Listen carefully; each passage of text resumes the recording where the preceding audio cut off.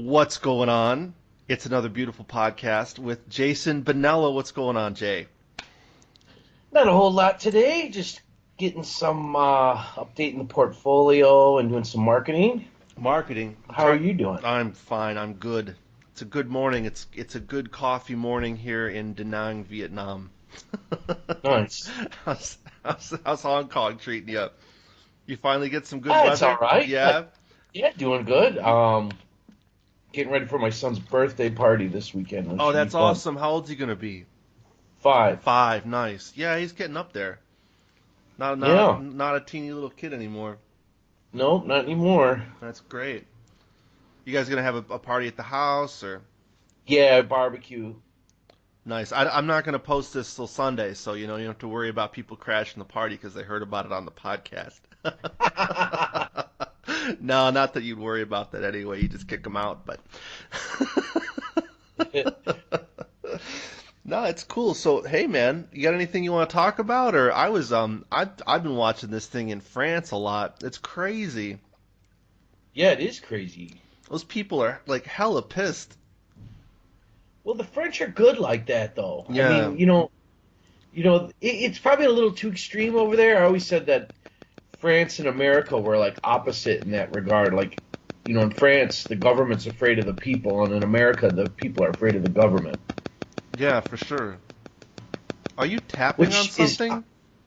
I am not, but they're doing construction across Oh, from that's all me. right. Well, anyway, so yeah, I mean that's an interesting observation for sure about the French. I mean, they should be a little freaked out. The French government should be a little freaked out, but like it seems like this President Macron. So they're just upping the taxes and upping the taxes, and fuel costs more and more and more, and the people are not happy about this. And so you literally got the best neighborhoods in the country being destroyed. I mean, not like World War II destroyed, but pretty fucked up. And he's like, okay, so we're gonna roll back the increase on taxes for 6 months. I mean, does that seem like it would be enough? No, right? 6 months only? And no, I think Yeah, they well, want no, more of a permanent yeah, solution. they're pissed off. Yeah. They're hella pissed.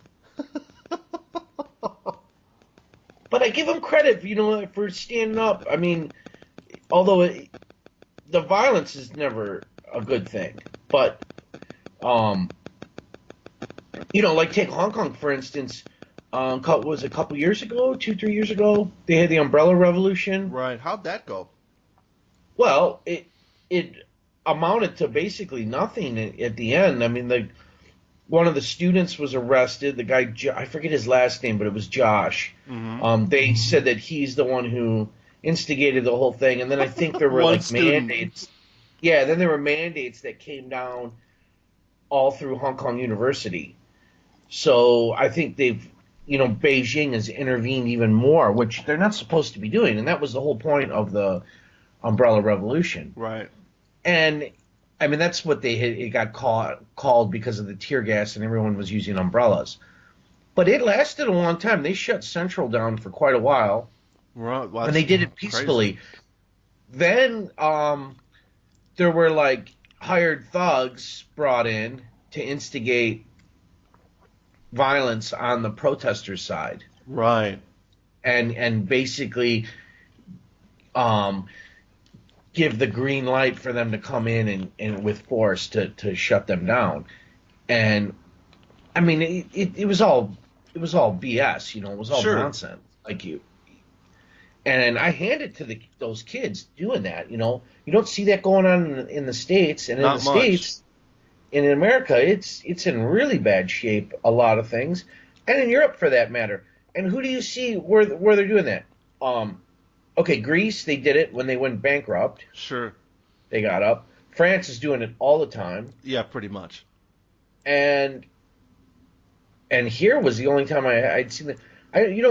Mainland China now there's uprisings all the time. Yeah, they never report on it. Never gets out. No, no, no, no. They never report on those. It's rare that gets out. But almost every day there's some kind of uprising there. Well, there's actually something I saw about they're starting to turn on the people who are selling. It's crazy because the housing boom in China has been enormous, right? And Yeah. so what'll happen is people they're crazy about buying stuff, so they'll come in and they'll buy up like half of a development and move in and whatever. But these places are fucking enormous, so it takes them time to get anywhere close to maximum occupancy. And for a long time they're thinking, well, we'll just wait and we'll get our price eventually, but that's not happening. So now they're starting to offer some pretty big discounts, 20%, 30%, 40%.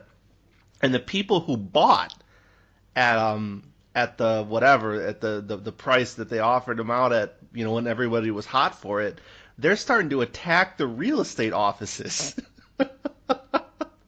Yeah, that doesn't surprise me. Like with fucking firebombs. Like that's come on. Yeah, I mean, it's the crazy. It's like, it's like in Casino when Joe Pesci loses his money and he wants to go after the banker, like a legitimate guy. This just doesn't, and the government kind of lets them do it because they don't really want these people to discount the property because there's so much national equity tied up in housing that if there really was, a double-digit drawdown nationally in Chinese real estate, I mean, obviously there's some areas that probably won't sink too much, but it could be a big problem for Beijing. Well, of course, it is going to be a big problem. I mean, Probably, all of yeah. that is, a lot of it's fabricated. The renminbi or the yuan, whatever you want to call their currency, Yeah. that's been deflated, artificially. Like it's worth more than they actually, because they want to keep the labor costs down, so they can keep getting all that. It's artificially low. Yes, and it's just that's what I mean, Yep. deflated or yeah, low. It, it's it's all fabricated. All the numbers, even their stock exchange. Like I Yeah. think you can buy, but then you can't trade after you buy it. It's some weird thing like But they that. changed the rules a lot. Yeah, and that's the other thing too. They changed the rules in the middle of the game. Yeah, all the Like time. You just yeah, expect it. You just expect it from them. I mean, they'll do whatever, whenever. craziness. Yeah, and they're so But like, that's why I don't think they'll ever be a world power. well, to some degree they are already, but it's really hard for them to inspire faith in their capital markets, and they're also heavily controlled. So I mean, getting people from other countries to really trust them, and then like you just had this big scandal. I think it was called 1MDB in Malaysia, and the central government of China is really going crazy for this Belt and Road thing, right? We're going to build out global infrastructure and connect China's markets to the world. And I mean, in theory, it's a great idea because they are the most powerful manufacturing force in the world. But when they go offshore and start doing these deals, if the other countries that they've been operating in are anything like Malaysia, the level of corruption is unbelievable. Like the fucking out of like 6 or 8 billion, the sovereign wealth fund or whatever, like the prime minister ended up with like 1 billion of it in his personal account. Oh yeah, Yeah. yeah. I've been watching some of that. My buddy lives in Shanghai. He grew up in Malaysia, Mm. Oh and when yeah, they I'll had be the new watching that. election, well, when they had the new election, he had a WeChat group chat on it, and it was called the Malaysian Erection, the group chat. But it was just funny, and he was just going on and on about all of it. I mean, people were partying in the streets in Malaysia Yeah, after the yeah, new election. sure. That guy was crazy corrupt. The old president. I think they confiscated like his yacht or something in one of the European or in a Western country. I I don't know believe the it. exact details. Yeah, yeah, for sure. No, for sure. No, those there's a lot of places where like they do everything they can to make it look good, but as soon as there's any problem and as soon as the thin veneer kind of gets of decency gets peeled back and you look at this stuff and you're like, "Oh my God." Like they're shamelessly corrupt. Yeah, it's crazy. This Malaysian prime minister, he didn't even go through any shenanigans to try to hide what he was doing. He just stole the fucking money. Like, gimme. And I am the king. You will never get me, buddy. Like, and that's like the thought process. It's nuts. And I'll never be voted out of power. They'll never get to see these bank records. And then he's voted out of power, and they see the bank records, and you're like, oh my god, dude! Like, you didn't even make a shell corporation. Like, you just took You didn't even try. Like, make that transfer to my account. Like, yeah, personal one. yeah. Just send it over. Nuts. Like, it's hard to believe sometimes, the arrogance. So you've been shooting anything interesting? You said you did some architecture on that island, right? Oh yeah, for some real estate stuff. Nice. Nothing too interesting. I mean, the island is Yeah, you were really I was hot on that impressed with island. the island. Yeah, Well, I'd it's never called heard of it. it's Peng Chau. It's not far from Discovery Bay, which is on Lantau Island. Uh-huh. Now, a little background.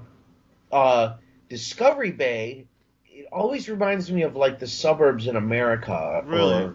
or Europe kind of thing. Yeah, it's closed off. There's no motor vehicles allowed. Oh, cool. But you can own a golf cart. Oh, I love that. And golf cart goes for like over $1 million Hong Kong. Wow. That's a huge Like, amount. because they're like licensed or something. I think it's really like the license, and then you can't bring any more on over there. So whatever's there, it's like anything else. It's like legalized corruption in a way. Yeah, A it highway is. robbery. Yeah, licensing is, especially in those situations. I mean, licensing to a certain extent, I understand it, and it's a way for the government to generate income and whatnot. But I mean, you still have to pay the government license, whatever that is, when you renew it. Like a license plate on a car. Right. So you're not paying that. You're just actually paying for the golf cart and to transfer the license. I mean, that's more than The same thing goes on with the $100,000. taxi cabs here. Yeah. Yeah. Well, taxi cabs here, they're not issuing any new taxi licenses. Now, not for the drivers, but for the vehicle. Right. So there's a set amount of licenses for the vehicles, and that's it. That's all there is in Hong Kong. They're not issuing any more. So every year they have an auction, and I think it's over $1 million US now to get the license. Jesus. So like everything else in Hong Kong, it's becoming a monopoly. Only the very wealthy can afford it, and then what they do is they rent the vehicle to the driver. Right. And then the driver has to pay, I think he's out of pocket about 500 Hong Kong every day. Wow. So they're lucky to make about 10,000 Hong Kong a month, which is around 1,200 US, something like that. And that's not a lot of money in Hong Kong. No, it's not. But anyhow, Wow. Peng Chau, very peaceful, wide open. Again, no motor vehicles allowed there other than service vehicles. So there's, they have an actual full-size fire engine, and then these micro buses or vans, the Suzuki ones that are turned into like little ambulance and fire support. What about an electric scooter? That's weird. Now in Hong Kong, electric scooters and bikes are technically illegal. Right. Because they can't license them. Again, the license. Yeah, right. Which is really stupid. I mean, in a place like this where, unlike electric cars, which because they can license it like a regular car, Right. they get a break on it.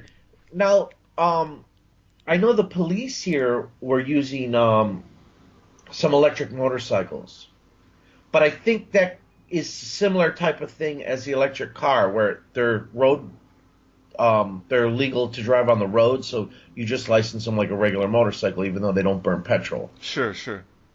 But Peng Chau, very small population, very flat. It's got some hills, but nothing big. Not like where I'm at in Lama, where we've got actual mountains. Right. It's really a quaint little island. 30 minutes from Central, so it's same as Lama coming from the Central Pier. Nice. Then they have a few other ferries from Pengchao to some of the other islands, including Discovery Bay, which is only like 10 minutes. You can see it. You could throw if you had a slingshot, you could hit it with a rock, like one of those water balloon slingshots. Yeah, those are awesome. Easily hit it. Yeah, sure. Anyhow, I had Thai food there for lunch. It was really good. I really love good Thai food. It's a Thai family that runs it. Nice. And the prices of property are about the same to rent or buy or whatever? No, I think it's a little less. A little less. Yeah, a little less than Lama. Yeah, Lama's kind of like a vacation thing. Yeah, but they don't have the tourism there. They have one beach. Yeah. They don't have the tourism that Lama does. We get droves of people every weekend. No, sure. Sure. Where they don't really have that. And I liked it. And the roads were the sidewalks, they were wider. You could actually drive a car on them. They're so wide. They're much wider than Lama. And really nice parks. They even had a welcome, which is a grocery, one of the grocery trains here. Nice. Which we don't have on Lama. Yeah, the grocery situation. And they also had little markets. Yeah, and they also had that too on Pengchao, and the local produce there looked really good. The thing that really got me was how clean it was. Right. And it's a fishing village, and it always has been a fishing village. And it seems like the people that live there really take a lot of pride in the place. And schooling there's schools you can get to as well, not too difficult because of all the ferry services. But it was nice. It's a nice little island. I had never been before. I'd been to most of the islands in Hong Kong. That was one that I just recently had visited. It was really nice. A lot of temples. And what else did they have? Oh, they also have the VVs, those little, those like pickup trucks that are made. Those little, nice. You've seen them. Yeah, I think you've seen them on Llama. They're the same thing. Oh yeah, sure. Those are service vehicle too, I guess you could call that. Those are the only things allowed. For sure. But I didn't see them like whipping around like crazy, like all day, like Llama. they do in Llama. Everywhere. But Llama, they've been building a lot. Like just in my little area, in the basin I live in, the valley. There's like 6 new houses being built, and then there's I think another 4 that are waiting to be approved for residents. Yeah. So I think the population is going to grow Expanding, on Llama. for sure. Yep. But I also think by doing that, I would think the property value would go down a little. I don't know. No, not in Hong Kong. At some point, it's going to have to when there's some kind of crash. Yeah, the sales prices might. The rental prices aren't probably going to move much for a long time. Sales prices have been falling. Exactly. Over here. But then you get the greedy landlords who are like, I'm not taking a pay cut, and Yeah, that's happening too. People end up living in a vacuum cleaner box. It's sad. Yeah, basically. Yeah, it is. It's called cage homes or coffin homes or something. Yeah, there's those cage people. Yeah. Yeah, it's kind of sad. Yeah, it's really sad. Nobody should have to live like that. It's inhumane. Yeah, it's not a good life. And there's people who have like 3 people in those little places, and I'm like, how do you handle that psychologically? I mean, like a submarine. Yeah, you're just in there all day. I mean, in Hong Kong, so like you go to the park, and the park is like pretty small, or you could be in your teeny house, your teeny room, which is your home. Yeah. Well, they work 8-hour shifts, right? Yeah. One guy sleeps while the other 2 are working, and then they rotate just like on a submarine. Sure. So they got 3 guys to 1 bunk on a submarine. It is like a submarine. That's weird. The Hong Kong submarine life. Oh man, I wouldn't want to do that. Sounds terrible. Yeah. That sounds terrible. No, I watched a video about it, And then like I think it's even worse. Like it'd be better for those poor people or whatever if they weren't surrounded by absolute opulence. Like you leave your cage home and then like you get down on the street and then like it's like a Ferrari, Lamborghini, and a fucking Rolls Royce go by and you're like, oh man, that car's bigger than my home.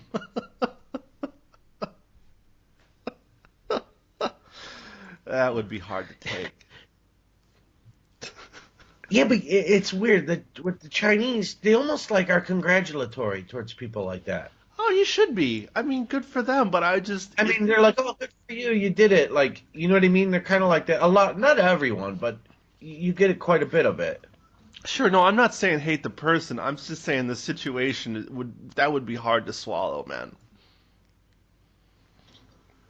For me, Yeah, I anyway. think so. Yeah, I don't know. I mean, maybe other people could deal with it, but I'm not saying that I would dislike the person who made it or who has, whatever the big Mercedes or big Rolls Royce, but if I was in like submarine life in my cage home, you know, I'd almost, you know what? I'd almost rather be homeless and in a tent because at least then I could move around. You know what I mean? Yeah. And just drop the pretense of being a renter or whatever. And just say fuck it, I got a tent, I'm good. I'll go sleep under a bridge somewhere or whatever. I saw a show that's growing in Hong Kong too. They have more and more people who are on the streets. They give them power though. It's kind of weird. So it's like they're kind of homeless, but not really in the sense you'd have it in the U.S. I mean, in the U.S., that homelessness shit is really getting out of control in California. Have you seen any of those pictures or videos of what's going on with that? No, but I know Hawaii too. Really? I hadn't heard that. A Homelessness is lot of people have getting from what a guy who grew up in Hawaii told me, they were getting one-way tickets to Hawaii. They were just like dumping the homeless there. from where? Cali? Yeah, mainly from the West Coast. Yeah. They just dump them. You're going to Hawaii. All right. All right, Hawaii. You know, where the standard of living is, or the cost of living is much higher than Yeah, to the United States. sure. Like, good luck getting back, sucker. That's terrible. Yeah, it's awful. Yeah, I mean, I don't know. and then what do they do when they get there? Panhandle off of tourists? A lot of people want to work there as it Maybe. is.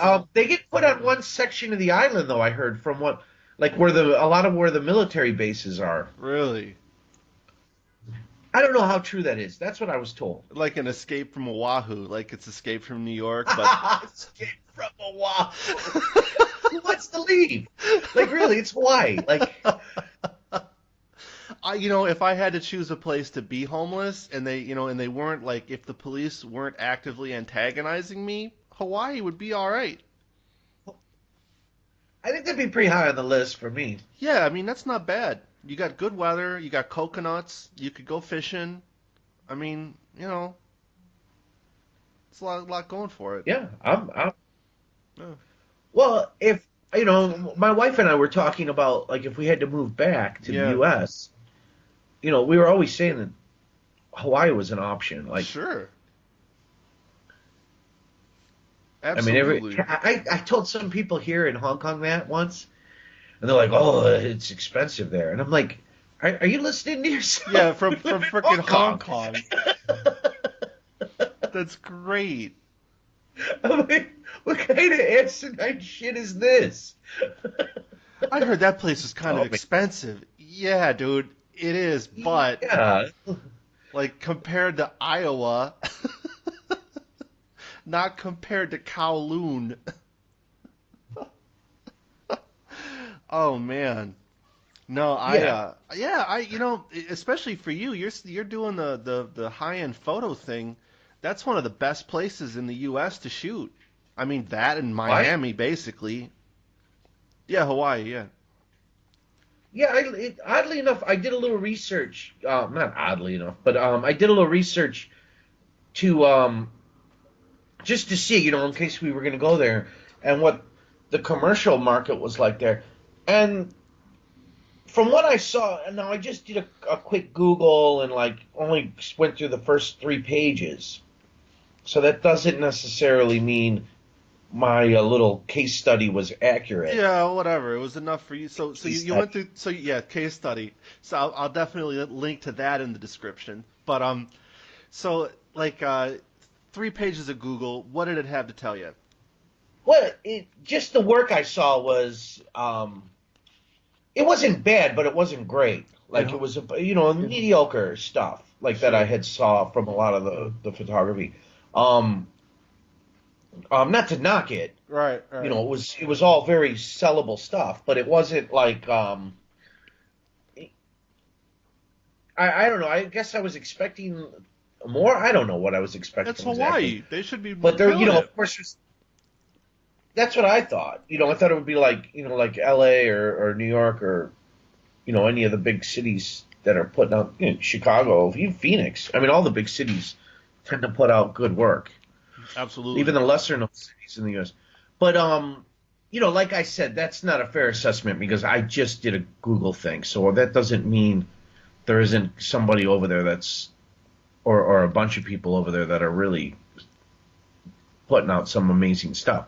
But I think also, a lot of it revolves around the hotel industry over there and the resorts. Absolutely, dude. Absolutely. That is the industry on the island. And I don't think, there's a whole lot of manufacturing going on in Hawaii. Hell no. So, I mean, the products, a lot of the still life stuff, and I mean, I looked at a lot of that because I do a lot of that. So that's probably, like I said, not a fair assessment. I knew a guy who had a I'm business. sure if I looked more at The what? what? No, no, go ahead. Oh no, I just knew a guy who took vacation pictures, made a lot of money. It's a good industry. Oh, yeah. He took pictures of people doing like some kind of water sport or paragliding or something like that. He just took like long lens. Yeah, people, that's, you got to hustle to get that work when you're doing that because people do that like in Bali and Thailand also. Yeah, yeah. Well, no, the trick is you got to start up the parasailing company. Then it's a monopoly. Oh, yeah, yeah, yeah, like roller coaster. Right, exactly. You That's get on the roller coaster, take your picture, and then they sell it to you, Yeah, kind of yeah. that. That's the trick. Yep. That's the angle. Or even Santa Yeah, in the mall. same thing. You, Yeah. you ever wonder why they don't do that year round? What, Santa? Yeah, just in places where they're maybe not even Christians.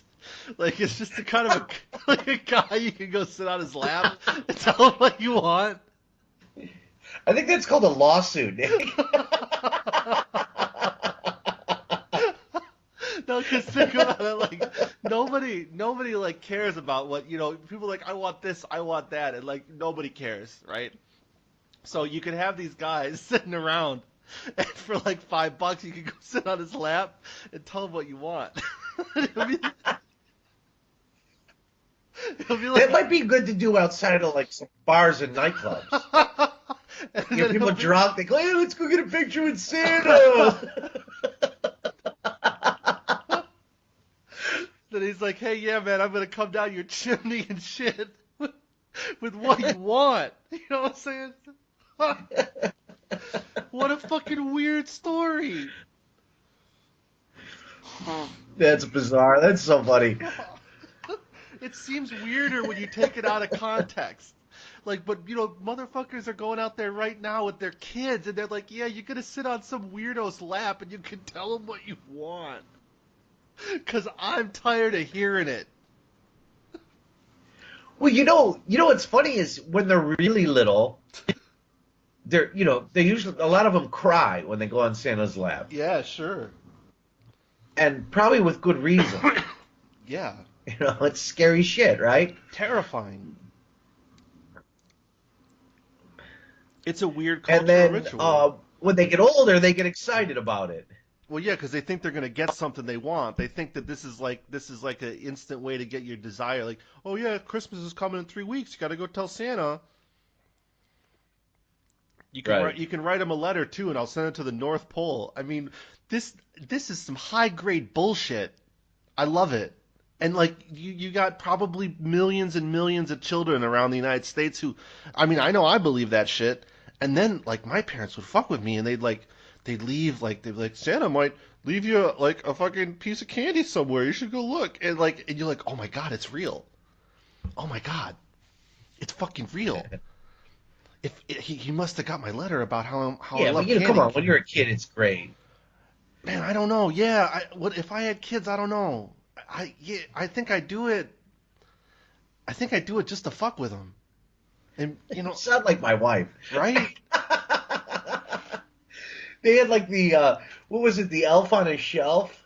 And then What is we that? have that actually, but Milana wants to start doing that. But What is that? so you have this elf, this little doll of an elf, Yeah. and you put it on the shelf, and then the next day you move in the middle of the night when they're sleeping, you move it somewhere, and you tell them it moved on its own. Oh, That's kind of nice. creepy shit, It right? is creepy. Well, So there was some meme going around on Facebook about like another version where it was like just a regular doll and like you had it doing stuff like around the house, like while you're asleep, and like God. and I'm like, and like you do that with the kids, and it was like some like as if the doll was possessed by a demon or something. It was Well, you're a scary photographer shit. too. I mean, so you could Photoshop some shit together and really fuck with them. Yeah. I mean, they'd be, you'd be like, I can't get rid of that elf. You'd be like, you could have it like maybe like cut the cat or something, like, and they'd be like, I tried to get rid of it, I threw it away, and like the next morning it's there. You're like, you better be good. I like that. I like that angle of it with the Santa thing, because like I'd sit the kids down and say, look, now Santa Claus can see you all the time. He even watches you while you're fucking asleep. You know what I'm saying? So you better be good. And then like there's the fucking there's the Dutch interpretation where Santa's got a bunch of black guys that if you're bad, like they kidnap you and take you to Spain to be a slave. That's hard fucking core, dude. No. Yeah, that Santa's got That a sounds whole, like the Dutch East India trading days. Like yeah, that's Black when Peter. they those stories. Yeah, definitely. It's called Black Peter, but there's a bunch of them. Like the last time, no, not the last time, but one of the I think it was in 2008. I was in Amsterdam around Christmas time, right before, and then like all these Dutch guys put on blackface. They were all working for the rail company, and they all like bunch of big white guys wearing blackface, causing shenanigans and handing out candy. It was hilarious. No, Oh yeah. that's bizarre. Black Peter, man. But yeah, back in the day, they would say, if you're good, you get some oranges or some shit. But if you're bad, these black guys are gonna come in the middle of the night and kidnap you, and they're gonna put you on Santa's boat and take you to Spain, where you'll be sold as a slave. I mean, that's some fucking motivation. That's demented shit, man. It's fucking deranged. And now they make cakes. So you got Santa Claus cakes, and then you got Black Peter cakes in the fucking Dutch bakery. Wow. Yeah. And now that a lot of people, I asked because I read about the story, because I was like, who the hell is this black guy? Because it's everywhere. This Black Peter thing. It's still kind of like a meme or whatever they call it now in the meme, yeah, in the culture. And so I'm asking this old lady in the bakery. I was talking to her. I'm like, so just totally randomly. I'm like, so I read about the kidnapping and whatnot. And she goes, oh yeah, no, that's true, but we didn't do that in my house because it's pretty weird. I'm like, yeah, it's pretty fucking weird. I mean, you're telling like a 5. Yeah, it's pretty fucking weird. Yeah, like you're telling your 5-year-old they're gonna go to Spain and be sold into slavery if they're bad. I mean, talk about a way to hold something over a kid, though. Fuck. I don't think it would work with my kids. Maybe not. Well, it depends. Like, it depends. Like, you'd have to really... Your kids are smart. You have to play them, right? Like, so if some kid got transferred to another school, you'd be like, Black Peter got him. Like, you'll never see them again. Like, you'd have to kind of sell it. No, but you got to do kind of... I don't know if you have to, but... You run out of ideas creatively with children to, like, try to motivate them. Like, my daughter... She doesn't want to eat. So my wife, she hates this creature called the Gruffalo. Yeah, the from Gruffalo. storybook. Yeah. So, she's terrified of this Gruffalo. So all the books that had the Gruffalo in it, she tore every page out with his picture in it. Yeah, she's terrified of it. So when she wouldn't eat, my wife would say, "Oh, I'm gonna have to go get the Gruffalo to come take you. If you don't eat." Like, she get all scared and shit. Like, Yeah. and I feel bad for her. Like, what the hell? And just to get her to eat. Yeah. Well, I mean, I wonder, because I don't have kids, but I wonder if you just we're like, okay, don't eat. And I know that sounds like irresponsible, but basically we're animals. Eventually the kid will get hungry and want to eat. You'd be like, okay, now you can eat. I mean, would that work? Yeah, I mean, I do that with them, but at some point, when you're on day 3 and she's Sure. living off a milk bottle. Yeah. And she's screaming for her milk bottle and So it's that she will eat, but she won't eat the stuff that she's supposed to eat. She kind of uses it as a means of getting control or something. Exactly. Yeah. Exactly. Yeah. Sure. Yeah, that's what happens with anorexics too. You got to be careful about the eating stuff. Yeah, I don't want to give her have her get an eating disorder. I mean, she's only 3, but Right. I mean, all that stuff starts now, right? Like, They say, I mean, I don't know. I'm not a developmental psychologist, but I know that the anorexia thing's all about control.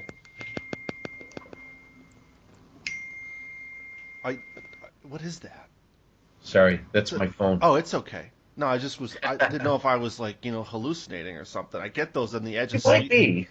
Yeah, it's so I don't know if it's real or not.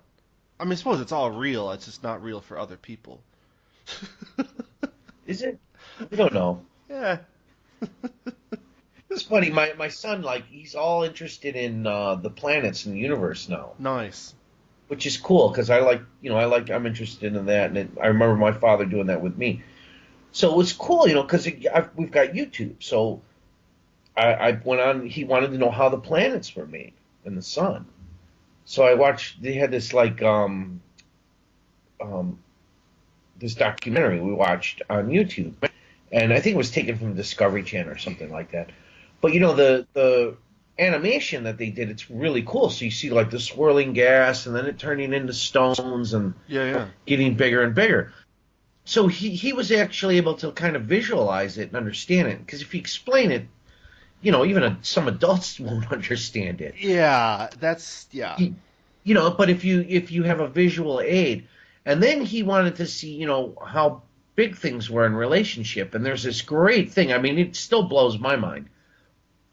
They had Sirius and Pluto, and then our moon, and then I think it was Mercury, and then it's Mars, and then or Venus, and then it didn't go it went in order of size. Sure. So then it went to our sun, and then it went to the next biggest star we know. Then it went all the way to the largest known star that we've discovered, and that thing, it boggles the mind. That thing's so large. Yeah. That they said if you flew at the surface at 900 kilometers an hour, like in a jumbo jet, Yeah. or whatever, in a plane, Some kind of it would take you 1,500 years to go around it. Oh my God, that's so big. Yeah. I mean, it made our sun look like a speck. Wow. Where's that at?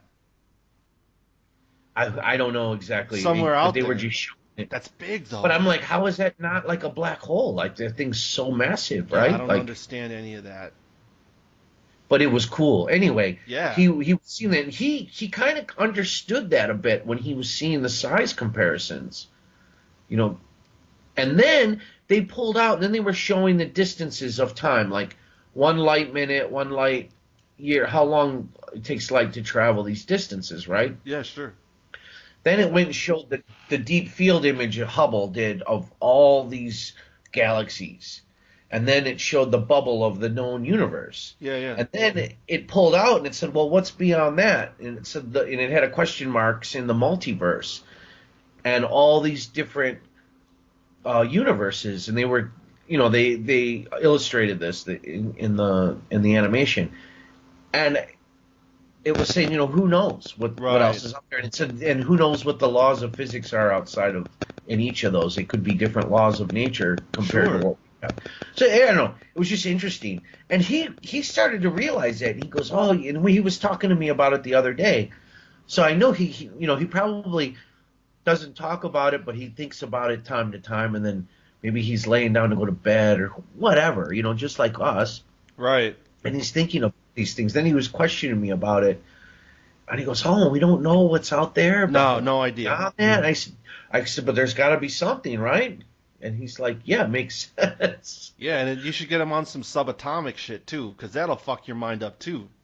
But it almost looks like it's the same thing. It is, I think. Like, one is just super big and the other's just super small. Small, Like, yeah. Like, what was that Brian Jason's bedtime, all-purpose bedtime story? I don't know, but that sounds great. It's about like how our universe is like a piece of grease on God's fingernail that he flung that's going to hit the floor. Could be. Oh, that's great. I just watched a thing on YouTube by Rupert Sheldrake, I think it was, who was talking about how the sun might be conscious. Like the sun has a mind. Like it's not just a reaction. It's actually like a being. Oh, like the Earth with Gaia. Yeah, he touches on the Gaia theory. Yeah. Kind of like that, yeah. Yeah, it's pretty crazy. Who knows? Yeah, I think everything's conscious. So I mean, it's pretty interesting how like all these things work, like the laws of attraction and all that, and it ends up working in biology too. yeah, Like it's I don't know. yeah, he's got a more evolved theory, and some of the stuff like where he talks about self-organizing systems.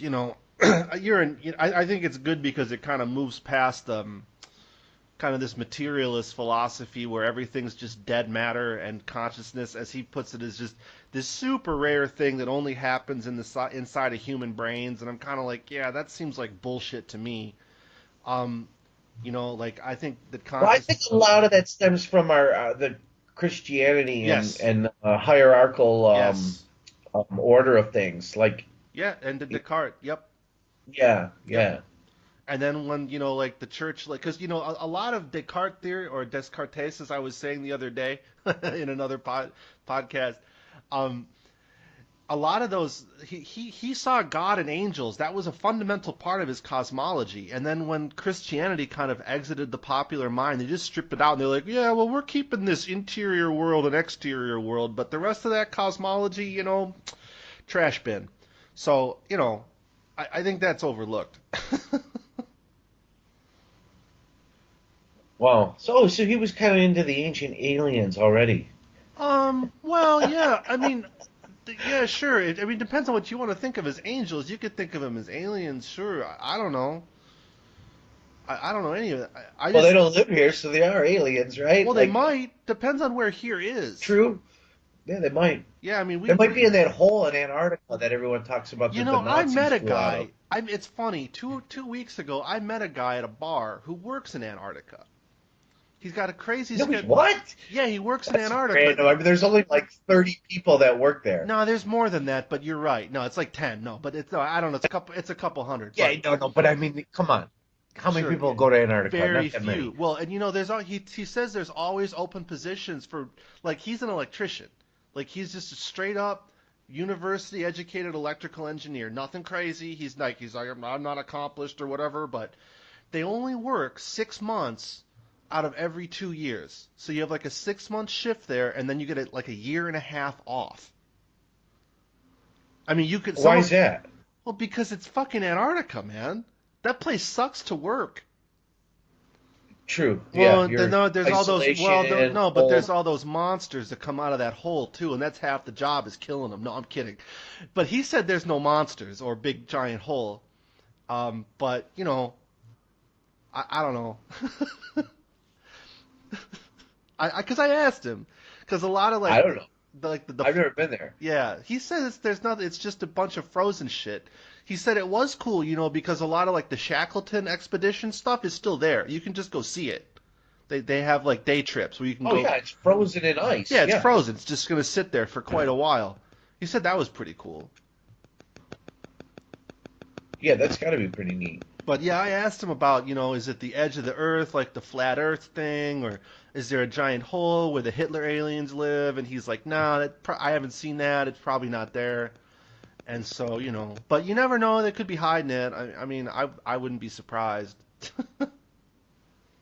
Yeah, but how much of the continent is he actually seen? Well, I It's didn't. pretty big. Yeah, it's pretty big. And it's not like you can just, hey, we're gonna go up Route 32 and Check out the giant alien hole. you know what I mean? Like you gotta get a snowcat or a helicopter, and then like Well, you gotta make sure that there's no adverse conditions during no, and that happens a lot. Yeah, it's almost like it's almost like another planet. it is. Being Oh there. yeah, So, it's like an alien planet. Yeah. I mean, the wind speeds are Yeah. I think some of the highest in the world, or can be. And it's unbelievably fucking cold. Exactly. Yeah. Yeah. Very cool. And it's a really weird place. And there's a high incidence of people dying from weird forms of cancer who fucking work down there. I didn't mention that because it didn't seem friendly, but Really? yeah. Of course, there's a nuclear reactor down there that doesn't work so well, so they're all on diesel power now. No shit. Yeah, and he I said didn't- a lot of the guys down there are kind of jack-offs. So like they're supposed to have like 3 or 4 redundant systems because you're in fucking Antarctica, right? Yeah. But he says like most of the time none of the redundant systems work, and that it's like it's to the point where if you had like a cylinder go bad in one of the big diesel engines, the whole place would be fucked. And the guys are just sitting around watching Facebook, like like not doing their jobs, just fucking jacking off for 6 months. And he seemed like a stand-up guy, like it pissed him off. I could see he was angry when he was talking about it. He's like, "But what am I gonna do?" True. What can you do? What recourse do you have? Yeah. And like you said, it's not easy to get people to work down there because it's fucking. I mean, and a lot I of bet you get better internet than I do in Llama. really. They might. I mean, they probably have a direct link, satellite or something. Yeah, but yeah, a lot of Well, as long as it's not microwave based, they're in good shape. Yeah, I wouldn't know much. I don't know much about that. There's a microwave. Well, I learned a lot about it since I've been here. Yeah. A microwave, which is cellular phone technology. Yeah. Anything that's microwave based, when there's a storm, it'll affect the transmission. Yeah, for sure.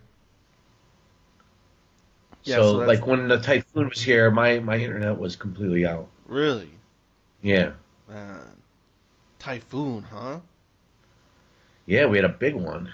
Fuck. That was crazy. Yeah, you sent me that picture of a construction elevator going down. That was nuts. I'm surprised nobody died. Good thing. Yeah, for sure.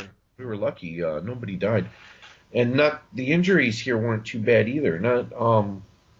But I think we knew it was coming, so a lot of people took preparations and precautions. Oh, for sure. And the locals here tend to overreact with any kind of natural disaster type thing. Like when I remember even when Fukushima happened. Yeah. And when the reactor melted down, or I think they had a couple melt down. I don't know. But when that happened, people were going around buying salt and iodine. Yeah. There was a salt shortage in Hong Kong, and I'm like, wait, were you guys crazy? Like, that's not going to protect you from radiation. I mean, initial exposure it can, it's to draw the isotopes away. That's sure. Why people wash themselves with a special soap. Yeah, for sure. After to try and transfer it. That's all you're doing is trying to transfer the isotopes from your body to the other, either the salt or the soap or whatever it is. Yeah. But just ingesting salt, I think most people didn't know what to do with the salt if they had it. They're just told to buy it, so they go and buy it. Then we had there was supposed to be a bad typhoon a few years ago, and I don't think they ever raised the signal past 8. So you got T1 is typhoons near-ish. You're getting some effects about it. T3, when they raised T3, they all the young school, nursery schools. Yeah. Little kids don't get to leave the house. Yeah, those are closed.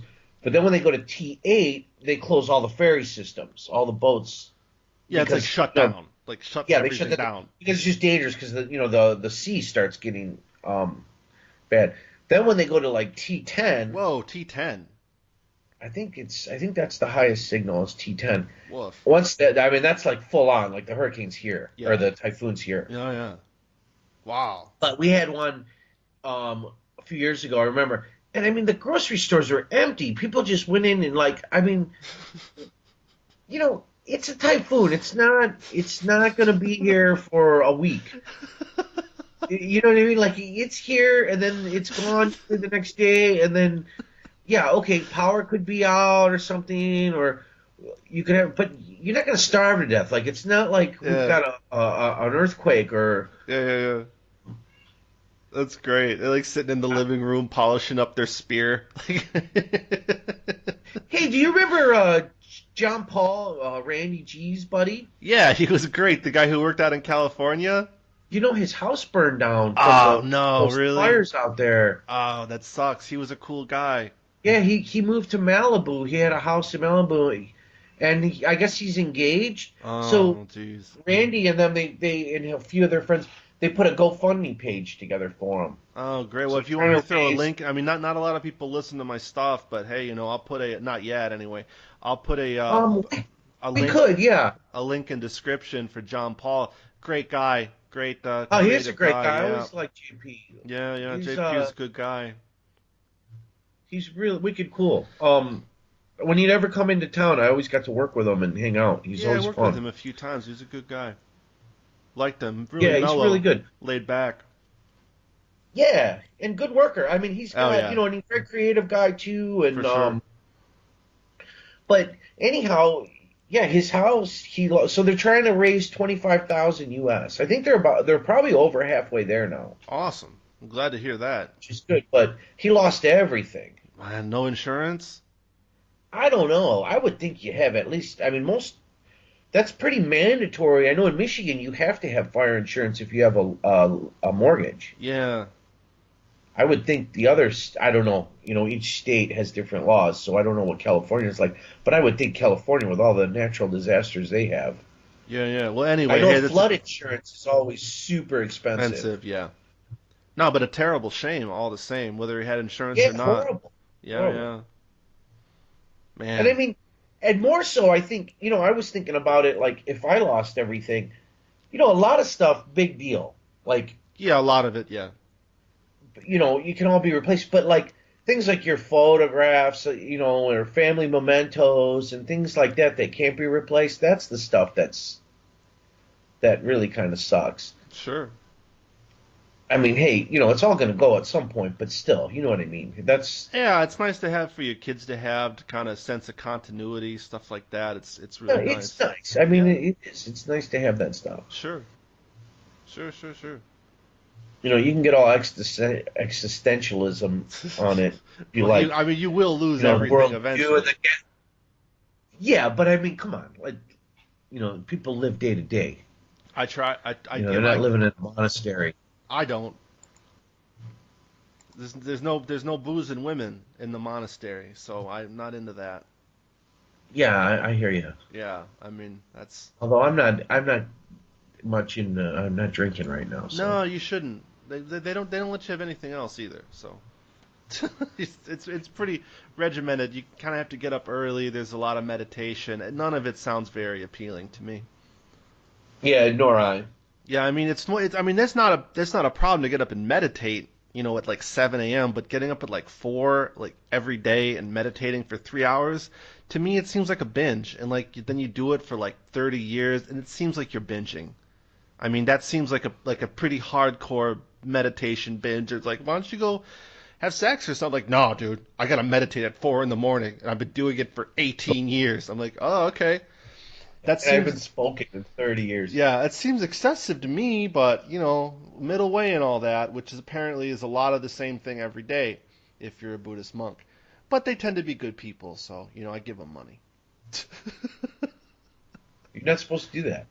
Well, no, you can donate to their foundations and stuff. Yeah, you can, or you can donate to the temple. Right. But you're not supposed to give money to like begging monks? Like those aren't real monks? No, you gotta go The real Buddhists? to the temple and then you pay them to say stuff. That's what they do here. Yeah, yeah, yeah. Well, like any religion, Yeah. like they do all do that. Well, I like Even it the because Catholic. they actually like it's like an exchange thing. Like if you go to like when I was growing up, like Lutheran, you would go and they would do the service and they kind of try to they put a pot in front of you and you put money in. And this is more direct. Like this, I don't know if they do services or not. Maybe they do. I don't go. But if you need something done, you just go. You give them $5, and then they actually do something right then and there. And you're like, yeah, that's pretty, pretty straightforward. No, they have services. Yeah, I would imagine.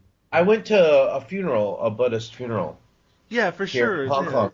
yeah, The yeah. guy I used to share a studio with when his dad died. Oh yeah. Um,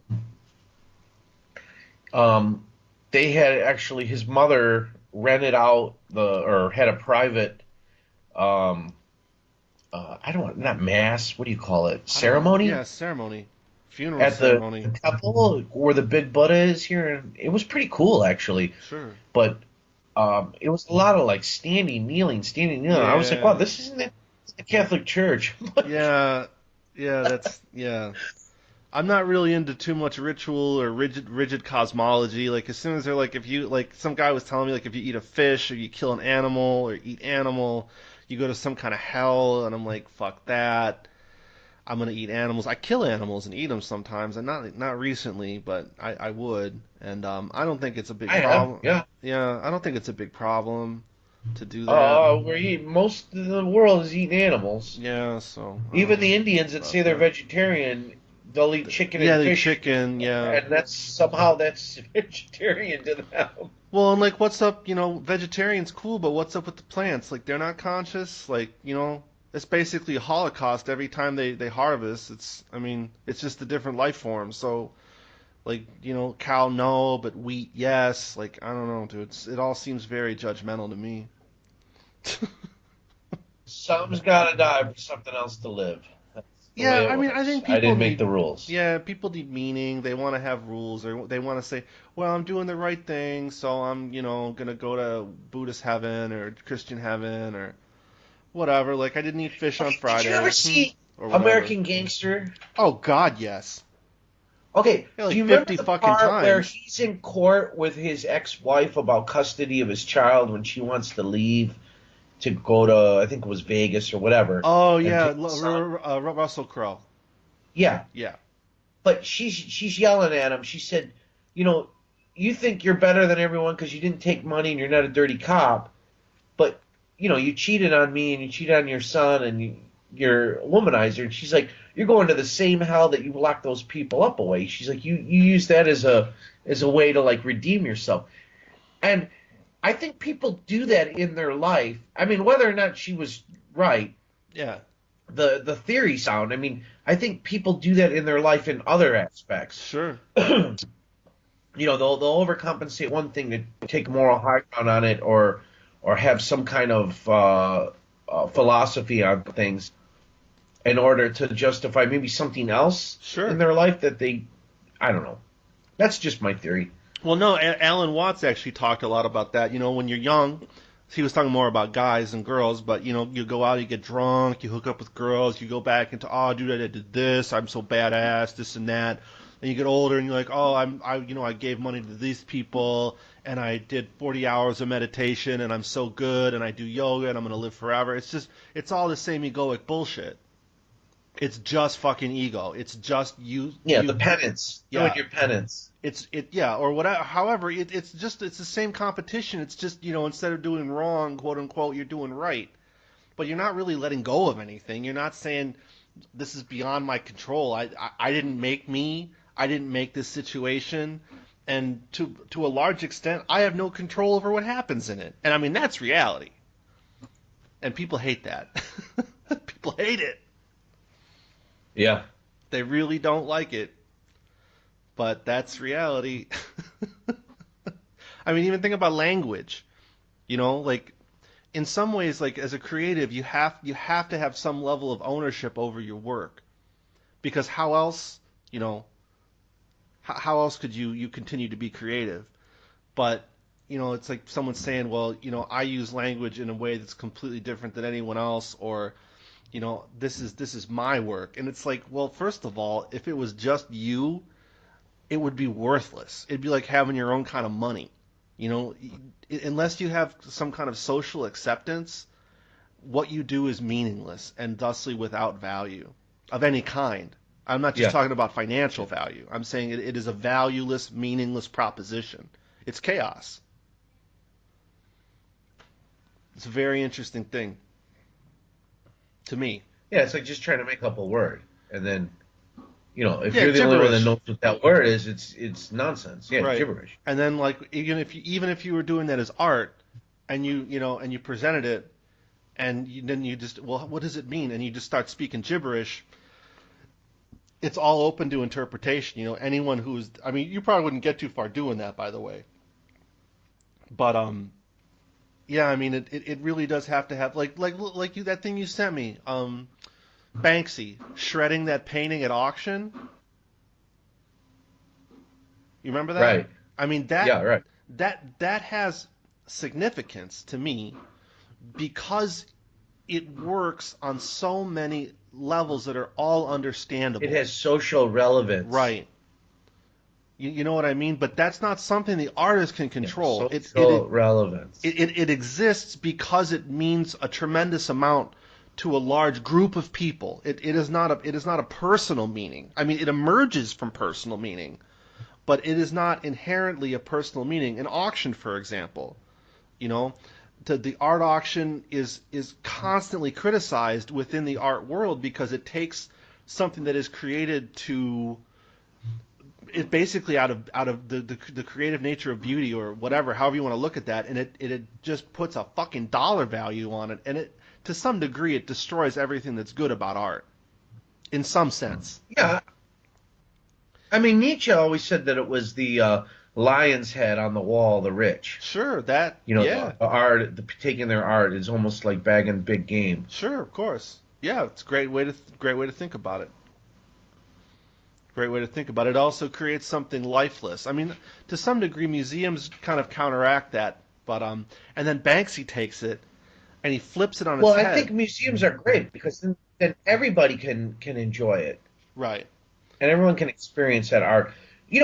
I give a lot of credit to some corporations that have large collections because some of them share that with their employees and the people that come in, and then they will donate those as well. Yeah, or put them on tours or stuff like that. Yeah, and I think that's great. And I think I think that's one aspect that's good about some corporations. Sure. Now, I think there's too many of them in the world, but I think having some is still probably worthwhile in the world for certain things. Well, you're not going to get rid of them now. Create. Yeah. Well, no, but I mean, let's say, it's not like you can have a mom and pop shop of, I got a steel mill. Right. That's never going to work. Building a foundry in a blast furnace isn't like an endeavor for a couple people. Right. Like, I was thinking about retiring, small business. What are you going to do? Oh, steel mill. No. Yeah, steel mill. I'm Steel mill. really into molten metal. Yeah. And metallurgy, like. Oh, I'm gonna start an aluminum refinery. Yeah. Oh, okay, cool. Although I do see corporations being reduced. Well, En masse. The real issue now, in my view, is harmonizing regulations internationally. Basically, to put it very simply, a corporation shouldn't be allowed to dump its dirty byproducts. It shouldn't be allowed to do its dirty laundry where the people can't defend against it because of corruption and poverty. That's not fair. I totally agree with that. That's not fair. But what I'm getting at is because of like things like the internet and crowdfunding and even 3D printing now. Sure. I think a lot of companies that have been around, a lot of corporations, I think you're going to end up getting a lot of them are going to just disappear. I think you're gonna see a lot of them go away. Yeah, you'll still have a lot of the big ones. Don't get me wrong, but like even in the photo industry, I've seen it. Like you remember Bowens, the lighting company from England? Yeah. They're gone. Yeah. And it's interesting because what happened? No idea. They move their factories to China, Yeah. or maybe not move their factories or close their factories down and then licensed factories in China to build their stuff. Right. And the Chinese copied them. All the Chinese lighting has the Bowens S mount. They're all Yeah. using it. It's still alive today. Yeah. And it Even will though be Bowens is forever, dead. right? And so they kind of shot themselves in the foot by doing that. Sure. And now there's a Chinese lighting company called Godox, Godox. Yeah, I saw that. Yeah, they're making some really cool stuff. They're actually competing with Profoto now. Really? Yeah, they've got Profoto adapters. They're cloning some of the stuff Profoto did. They cloned the Quantum Q Flash. Nice. Yeah, don't you have one? Yeah, I've got two of them. That's a good looking rig. I actually like to get their bigger battery powered monolights. There's a few of them. And they have a Profoto adapter, so I can use all my Profoto stuff on them. And the output is the same as the Profoto. In fact, okay, the Profoto stuff is a little better built. In some regards, in some categories of performance, the Profoto is better. But the color accuracy in the Godox is better. Really? Which to me is more important, but it all depends on what you're doing. Yeah, of course. Of course. But the price difference is huge. I mean, for what I would pay for one of their Profoto heads, I could get like 4 of the Godox. That's Godox, however you pronounce it. That is substantial, and that's why China is such a force in manufacturing. Unfortunately. Well, that's the whole reason we went there, right? It was the cheap labor. I mean, we as a royal we is the West and the world. Yeah, the world now. The world. No, to some extent. Yeah, I mean, it's all in Asia now, man. I mean, there's a few things that are still made outside of Asia, but by and large... Hey, dude, some of the best military hardware comes out of the West. Sure. Yeah, there's some. If I need to buy myself a nice assault rifle or something, sure. Chances are that the one from Belgium or America is going to be better. Yeah, for sure. Yeah. Arguably so. I mean, I could put up a can of worms there with people going on about the Kalashnikov. Oh, people love stuff. There's always going to be... People love to argue. Yeah, there's always going to be an argument for something, Always. But Absolutely. Jason, we're at an hour. It's been a wonderful one. We definitely did some great stuff.